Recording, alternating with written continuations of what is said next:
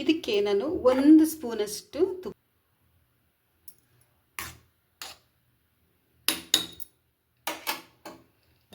ತುಪ್ಪ ಹಾಕಿದ್ಮೇಲೆ ಒಂದು ಸಲ ಮಿಕ್ಸ್ ಮಾಡ್ಕೊಳ್ಳೋಣ.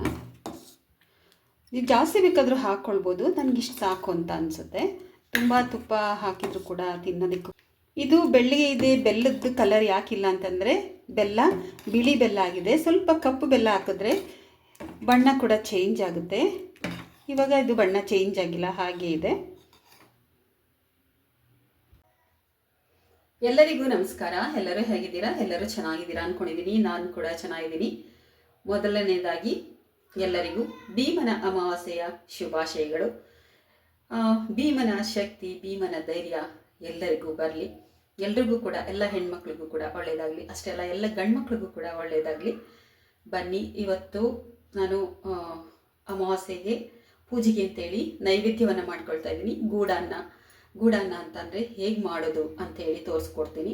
ಕೆಲವೊಂದು ಸಂದರ್ಭಗಳಲ್ಲಿ ಅಮ್ಮನವರಿಗೆ ನೈವೇದ್ಯವನ್ನು ಮಾಡಬೇಕಾದ್ರೆ ಈ ಒಂದು ಬೆಲ್ಲದ ಅನ್ನವನ್ನು ಮಾಡ್ತಾರೆ. ಆ ಅನ್ನವನ್ನು ಯಾವ ರೀತಿ ಮಾಡಬೇಕು ಅಂತೇಳಿ ನಾನು ತೋರಿಸ್ತೀನಿ. ಇವತ್ತು ಹೇಗಿದ್ರು ಪಾಯಸ ಏನಾದ್ರು ಮಾಡಬೇಕಾಗಿತ್ತು. ನಾನು ಪಾಯಸ ಮಾಡಿಲ್ಲ. ಈ ಸಲ ಏನು ಮಾಡಿದ್ದೀನಿ ಅಂತಂದರೆ ಈ ಒಂದು ಸ್ವೀಟನ್ನು ಮಾಡ್ತಾಯಿದ್ದೀನಿ. ಬನ್ನಿ ಯಾವ ಥರ ಮಾಡೋದು ಅಂತ ಹೇಳಿ ನಾನು ತೋರಿಸ್ಕೊಡ್ತೀನಿ. ನೋಡಿ, ಇದು ಬಿಸಿ ಅನ್ನ. ಇದು ತುಂಬ ಮೆತ್ತಗೆ ಬೇಯಿಸ್ಕೊಂಡಿದ್ದೀನಿ ಅನ್ನನ. ತುಂಬ ಮಾಡ್ತಾಯಿಲ್ಲ. ನೈವೇದ್ಯಕ್ಕೆ ಎಷ್ಟು ಬೇಕು ಅಷ್ಟು ಸ್ವಲ್ಪ ಮಾಡ್ತಾಯಿದ್ದೀನಿ. ಎಲ್ರಿಗೂ ಪ್ರಸಾದಕ್ಕಾಗಬೇಕು ಅಷ್ಟನ್ನು. ಈಗ ಇದು ಮೆತ್ತಗಾಗಿದೆ ಅನ್ನ, ಬಿಸಿ ಕೂಡ ಇದೆ. ಇವಾಗ ಇದಕ್ಕೆ ನಾನು ಒಂದು ತೆಂಗಿನಕಾಯಿ ಮತ್ತು ಬೆಲ್ಲನ ರುಬ್ಕೊಂಡು ಬರ್ತೀನಿ. ನೋಡಿ, ತೆಂಗಿನಕಾಯಿನ ತೊಗೊಂಡಿದ್ದೀನಿ. ತೆಂಗಿನಕಾಯಿ ತುರಿ ಮತ್ತು ಯಾಲಕ್ಕಿಯನ್ನು ತೊಗೊಂಡಿದ್ದೀನಿ. ಗಮ್ಮನ್ನತೆ ಯಾಲಕ್ಕಿನ ಹಾಕಿದ್ರೆ ಇದಿಷ್ಟು ಕೂಡ ಹಾಕ್ಕೊಳ್ಳೋಣ ಇದಕ್ಕೆ.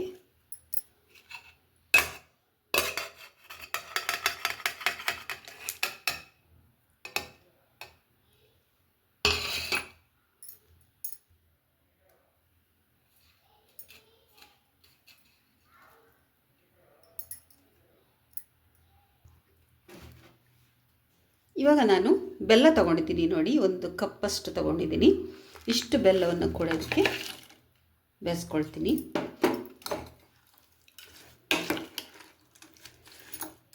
ಅನ್ನ ಮತ್ತು ಬೆಲ್ಲ ಚೆನ್ನಾಗಿ ಕುದಿಬೇಕು.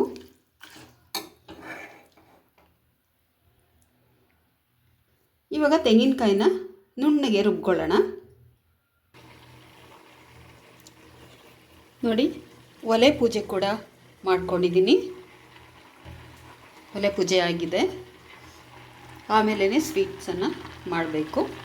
ನೋಡಿ, ಇವಾಗ ಕುದೀತಾ ಇದೆ. ಇದಕ್ಕೆ ತೆಂಗಿನಕಾಯಿ ಹಾಲನ್ನು ಸೇರಿಸ್ಕೊಳ್ಳೋಣ. ಈಗ ನೋಡಿ, ಕಾಯಿ ರುಬ್ಕೊಂಡಿರೋದು ಇದಕ್ಕೆ ಸೇರಿಸ್ಕೊಳ್ತೀನಿ.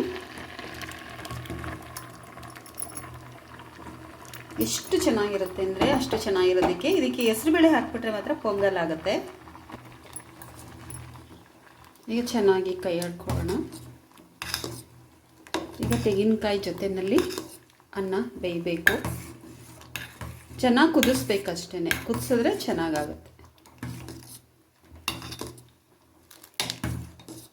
ಅದು ಏಲಕ್ಕಿ, ಅದು ಕಪ್ಪಗಿರೋದು ಏಲಕ್ಕಿ ಹಾಕ್ಕೊಂಡ್ರೆ ಗಮ್ ಅಂತ ಇರುತ್ತೆ. ಅದಕ್ಕೆ ಏಲಕ್ಕಿ ಹಾಕ್ತೀನಿ ನಾನು, ಟೇಸ್ಟ್ ಬರುತ್ತೆ ಅಂಥೇಳಿ.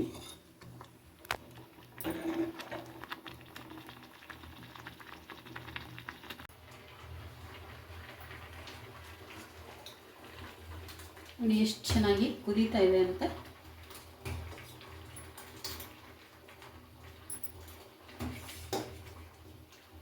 ನೀವು ಈ ಥರ ಮಾಡ್ತೀರಾ ದೇವ್ರಿಗೆ ನೈವೇದ್ಯನ ಅಂತ ಹೇಳಿ ಕಮೆಂಟಲ್ಲಿ ಹಾಕಿ.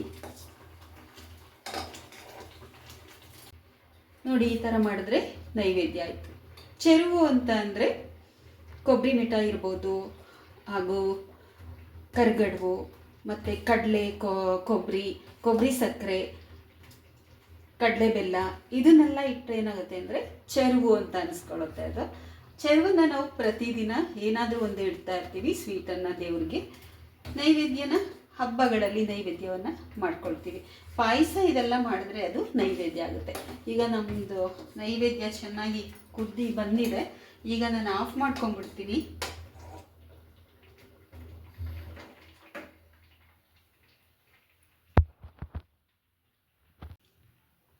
ಇದಕ್ಕೆ ನಾನು 1 ಸ್ಪೂನಷ್ಟು ತುಪ್ಪ ಹಾಕ್ಕೊಳ್ತೀನಿ, ಜಾಸ್ತಿ ಹಾಕಲ್ಲ, 1 ಸ್ಪೂನ್ ಹಾಕ್ತೀನಿ.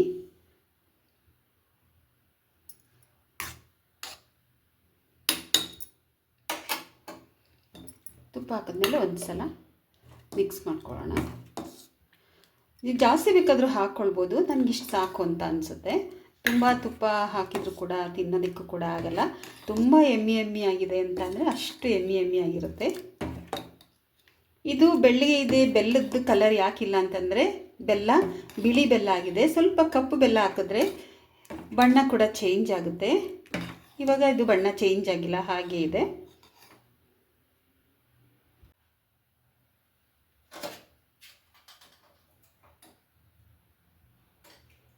ಈಗ ಪ್ರಸಾದ ತಗೊಳ್ಳೋಣ. ಇದನ್ನು ದೇವ್ರಿಗೆ ಇಡ್ತೀನಿ. ಫಸ್ಟ್ ಯಾವತ್ತು ದೇವ್ರಿಗೆ ನೈವೇದ್ಯ ಮಾಡಿದ್ಮೇಲೆ ಫಸ್ಟ್ ದೇವ್ರಿಗೆ ತೆಗೆದುಬಿಡ್ಬೇಕು. ದೇವ್ರಿಗೆ ಇಟ್ಟು ಬರ್ತೀನಿ ಇದನ್ನು.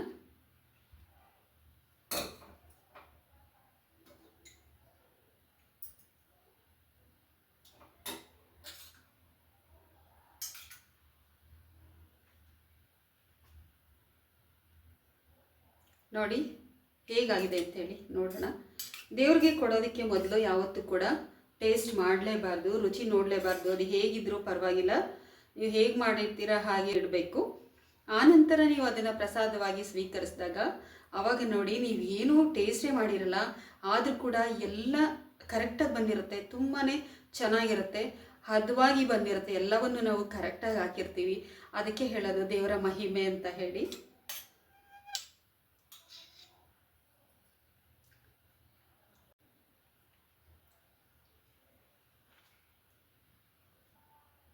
ನೋಡಿ ಎಷ್ಟು ಚೆನ್ನಾಗಿದೆ ಅಂದರೆ ಅಷ್ಟು ಚೆನ್ನಾಗಿದೆ.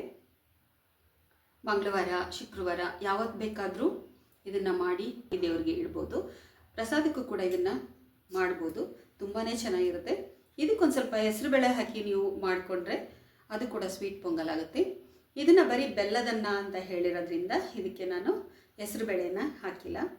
ಹೇಗಿತ್ತು ಅಂತ ಹೇಳಿ ನೀವು ಕೂಡ ಮಾಡಿ, ಹಾಗೂ ನಿಮ್ಮನೇಲಿ ಏನು ನೈವೇದ್ಯವನ್ನು ಮಾಡಿದ್ದೀರಾ ಇವತ್ತು ದೇವ್ರಿಗೆ ಅನ್ನೋದನ್ನು ಕಮೆಂಟಲ್ಲಿ ಹಾಕಿ. ಇವತ್ತಿನ ವಿಡಿಯೋ ನಿಮ್ಮೆಲ್ರಿಗೂ ಕೂಡ ಇಷ್ಟ ಆಯಿತು ಅಂತ ತಿಳ್ಕೊಂಡಿದ್ದೀನಿ. ಇಷ್ಟ ಆದರೆ ಇವತ್ತು ಲೈಕ್ ಮಾಡಿದ್ದೇನೆ, ಹೇಳೋಕ್ಕೋಗಲ್ಲ. ಎಲ್ಲರಿಗೂ ಕೂಡ ಭೀಮನ ಅಮಾವಾಸ್ಯೆಯ ಶುಭಾಶಯಗಳು. ಭೀಮನ ಶಕ್ತಿ ಎಲ್ರಿಗೂ ಬರಲಿ, ಅಷ್ಟೇ ಅಲ್ಲ ಹೆಣ್ಮಕ್ಳುಗಳಿಗೆಲ್ಲ ತುಂಬ ಒಳ್ಳೆಯದಾಗಲಿ, ಭೀಮನಂತಹ ಪತಿ ಸಿಗಲಿ, ಎಲ್ರಿಗೂ ಕೂಡ ಒಳ್ಳೆಯದಾಗಲಿ.